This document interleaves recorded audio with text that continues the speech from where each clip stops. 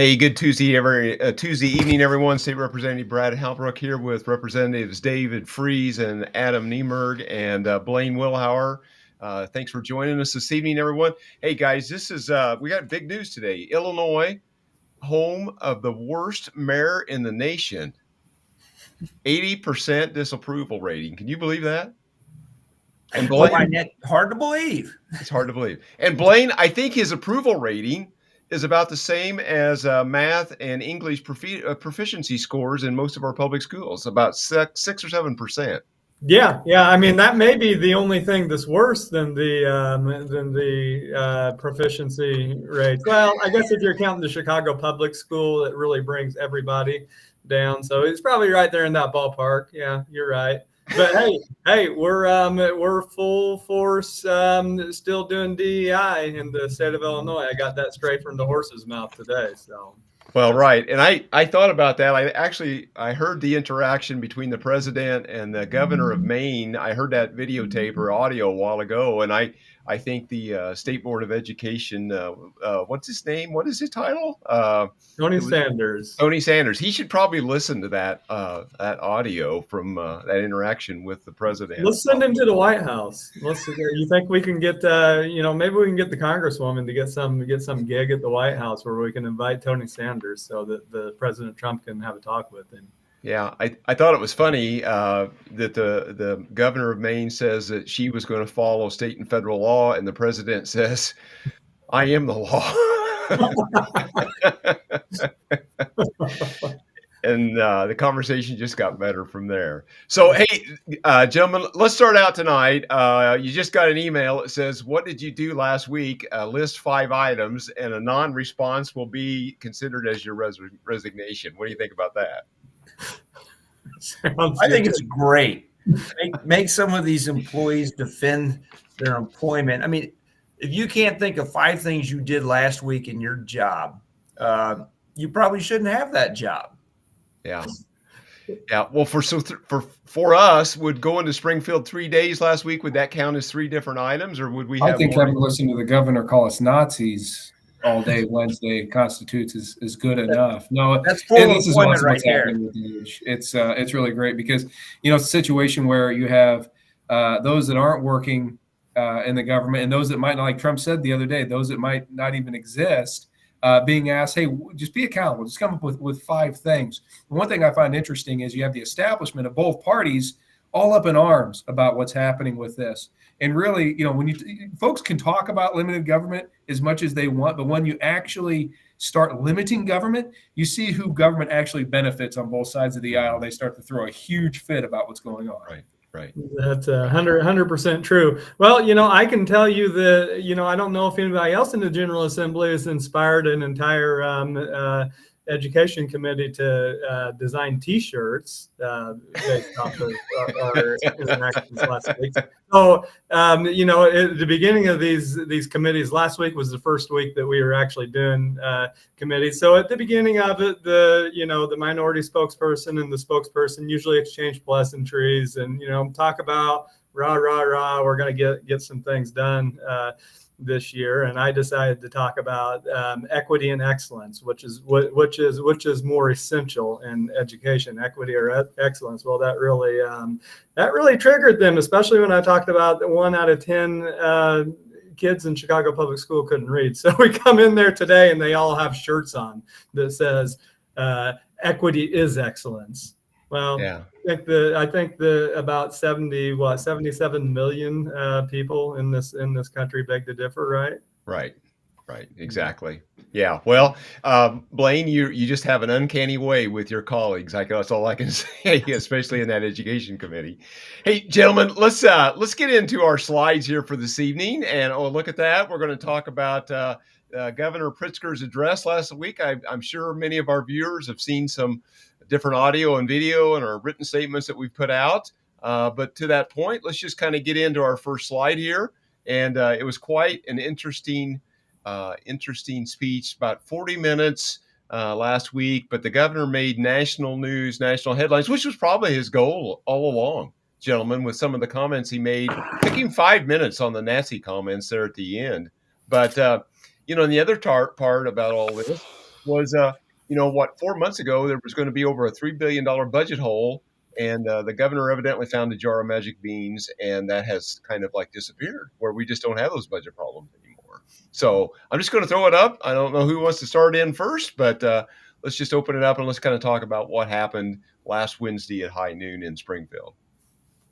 Yeah, I tell you, anybody that I talk about the budget with, I wish I could balance my books like the state of Illinois does. If you come up short, if you have a deficit, you just have projected income out there, and you can demand more money from our taxpayers. I wish I could do that every time I wanted a pay raise or a new program, a new anything. I wish I could remember the number that the budget has increased under Pritzker. I think somebody went up 30-some% since he's been in office. Nearly 40%. I think it's 37 or 8 or 9%. It is insane. We have got to stop spending money we do not have. I mean, the taxpayers of the state of Illinois have had enough. Mm-hmm. Yeah. Well, one big item was $400 million, I think it was, for the illegal alien adults that are age 45 to 62, their health insurance, and which is, I think it's over a $600 million expense this past year, and they just took $400 million of it away. So I'm just curious if anybody believes that they're not going to fully fund that program by the time it's all over with. Yeah, Brad, you have a situation where the Latino caucus actually had a press conference following that, the budget address, saying, no, we're not going to tolerate this. It's absolutely ridiculous. They're not going to cut on the illegal immigrant portion of this. They've already spent, $3 to $6 billion on illegals here in the state of Illinois, and the governor comes in, sees that there's a $3.2 billion budget hole, sees that ARPA funds have been spent, sees that the only way he's going to be able to generate revenue, and basically also, folks, the revenue enhancements, tax increases from the last General Assembly have not kicked in yet. So you have these tax increases coming in to try to somewhat balance the books. Then you have these parlor tricks that the governor's playing, saying, well, we're going to cut some of these programs. We're going to talk about this, which really he didn't talk too much about the budget in the budget address. He spent more time calling us Nazis than anything. But you bring all that back in. I guarantee you at 3:00 in the morning, the last night of session, we're all going to be sitting there and we're going to see a massive tax increase come down. Right. Yep. That's exactly right. That real quick, that even if you do have this line item that has been erased and it's not, quote, funded, all they're going to do is they're going to go to our local hospitals. They're going to go to every ER and they can't refuse service there. So they'll get treatment. So it's not truly unfunded. That's 100% right, David. Yep. That's what's going on here. Short of ending the sanctuary policy and getting illegals out of here, we're going to continue to fund them. Yep. I mean, there's millions of these in our K through 12 education system, and we're bearing the cost to fund that, although they're not putting any money in there for it. So it's all a shell game. Yeah, and also there's a sentence when he cut that particular program. The next sentence is they will be placed into the marketplace. So who is subsidizing that marketplace to pay for those health insurance programs? It's us, the taxpayer.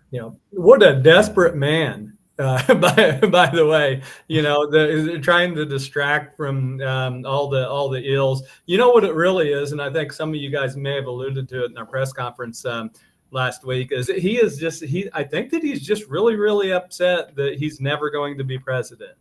So he's got to resort to this stuff. Well, you know what? He may be looking at Durbin's Senate seat, though. Well, you have moderate Dems out there that know this is ridiculous. You're not. I mean, come on. You're going to sit there and you're going to call the entire Republican Party a bunch of Nazis when there are factions within his own party that want to wipe Israel off the face of the map. Right? They want them gone. They want Israel gone from this planet. When Trump backs Israel, Republicans support Israel, and the Democrats' own party wants Israel gone. So I find it unbelievably hypocritical. Yeah. All the anti-Semitism is coming from the far left, and it has been for quite some time, especially since October 7th. But really, Brad, what What's J.B. Pritzker actually done to make any middle class or working class person or anybody in this state that's not in government? What's he done to make their lives better? What's the fastest growing industry in the state of Illinois? It's the government. Government. Yeah, There's more. We now have more government jobs in this state than we have manufacturing jobs. Talk about a recipe for disaster. Ridiculous. Well, we have Representative Leader Chairman Miller has joined us here. Chairman, any comments about the governor's speech on Wednesday last week? Well, I felt like that he should have begun with "Once upon a time" and ended with "They will live happily ever after," because what he was talking about sounded like an absolute fairy tale and a figment of his deviant imagination. Exactly. Yeah, exactly. Gentlemen, anything else before we go on to the next slide about the budget speech and the commentary? Just crazy. It's just every year it just gets more and more wild. Don't believe him. Right. Don't believe what they're selling. Oh, boy, the folks that are watching this, the folks in the staff, they know this is a bunch of garbage. They get it. Right. So we touched on a couple of these things here as in the earlier slide, but here's a great graphic from Ted and Mark over at WirePoints and their entire team showing how this budget has grown exponentially over the last several years. And you can see the growth, especially since Pritzker's taken off. It's nearly 40%. Gentlemen? Unsustainable. Definitely unsustainable. And let's talk about the unfunded pension liabilities as a portion of this too. I mean, unbelievable numbers that we're pushing in the state of Illinois. It's unsustainable. Yeah, hundreds of billion dollars of dollars just wrapped up in that. And what's the biggest push here in Springfield right now? To make that situation worse. You guys know what we need, don't you? I mean, it's as plain as the nose on your face. I'm a little bit. Well, what is it, Chris? We need a printing press so we can just manufacture dollar bills rather than tyrannizing the taxpayers like has been his choice to do. I mean, think about it. This clown has increased our budget by almost $20 billion since he's been in office. And keep in mind, the same time we lost a congressional seat, which means we bled close to 1 million people. I know WirePoint put out the number since 2000, we've lost a net loss of 1.8 million. And so probably, if truth be known, if Illinois wasn't so corrupt and there wasn't so much inside baseball, we probably should have lost 2 congressional seats. But that's beside the point. But their spending is absolutely out of control, and they have no place to go except to try to confiscate hardworking Illinoisans' money and redistribute it to people that don't want to do anything, and also that have come in here illegally. It's just insanity what they've done to destroy the working middle class here in Illinois, and also people with on fixed incomes. Right. But Chris, What? JB says that we're not losing population. I understand what JB says, but when he's lying is when his lips are moving. Well, when you have a massive. What's that term that you coined for that syndrome? He's a population. Oh yeah, he is a population denier. I thought you were talking about TDS, but this is a whole different deal. So look at so David and I came in together in 21, and I can't see the slide very well, but if you look at 2021 and you guys came in 19, look at those numbers, look at where we're at now. We're at $53 billion now, and ask yourself if your salary increases has grown that much in that time. Probably in the General Assembly. Yeah, in the General Assembly, we're doing really well. We're probably staying up with inflation or maybe just a little bit ahead. I mean, but just think about the manufacturing jobs that have been lost just since J.B. Pritzker has come in and they've passed all these anti-business policies. What have we lost? 5 or 6 major corporations and companies, plus Ken Griffith has vamoosed Florida. Mm-hmm. Yeah. Pretty much when I look at this, I see all this happened since Chris Miller got into office. His government has expanded You exponentially. know what? I think that you two guys started this whole problem. We started it. We started exposing the corruption, That's right. peeling Yeah. back the layers of the onion. The Right. emperor has no clothes. Right. Yo, wow. Yeah. Oh, that's I need. I don't get a visual on that, please. don't think we have enough eye bleach there, Chairman Miller, to bleach that out of our eye. I think it's permanently. So again, illegal aliens are continuing to be funded. The abortion stuff is continuing to be funded. DEI, Blaine, you were in the Approps K-12 hearing this afternoon. This slide says 350 million more, but I think the request overall was for nearly $500 million more for that education level, wasn't it? Didn't I hear like 480 or something like that? Yeah, it was well in excess of 450-ish or so. Well, yeah, and that's all on top of a system that they're bragging about 3 out of every 10 fourth graders can read at grade level. The only people talking about the kids are us. Do you guys ever folks? You need to understand this. Whenever we have these town halls, whenever we talk in these meetings, Blaine just talked about the kids. We're talking about the kids. When you sit in these committee meetings, when you sit here in Springfield, children are not mentioned once. It's all about the administrative costs, like CPS. Have Brandon Johnson's bought and paid for. It's all about striking, what they can get. It's never about educating the kids. And if it is about educating the kids, it's with these woke climate change, DEI, egregious sex ed bills. It's not about reading and writing, and they're never talking about the kids, which is what exactly we talk about. Mm-hmm. hey, keep in mind though, I mean, the future's bright here in education, Illinois. We're number one in dollars spent per pupil, and we are absolutely 47th, which is also dead last in when you look at the outcomes in school children worldwide. And so isn't that an interesting dynamic? And what happened in the 70s under Jimmy Carter, what department started and it's going to end under President Trump, where all this came from. Yeah. I hope he follows through on that. I really do. Right. All I know is Jimmy Carter is really thankful for guys like J.B. Pritzker and Joe Biden, because he's no longer the worst president in the U.S. Yeah, exactly. Gentlemen, let's do this last slide, and then maybe we'll make a round around the table and kind of talk, maybe offer up some closing thoughts and comments as we're kind of in the throes back in Springfield this week. The temperatures have warmed up dramatically over last week. Of course, that's just Illinois, but you can find us at IllinoisFreedomCaucus.org, or the weekly e-news, or every 10 days is on Substack. Just go to IllinoisFreedomCaucus.substack.com. It's a great place to find us there. Let me pull this back out. And so what do you say? Let's the way I see it on the screen, we got Adam and David, and then Blaine, and then Chris, just closing comments. Let's go to Adam, and any closing thoughts about what you see going on, and any thoughts about Springfield.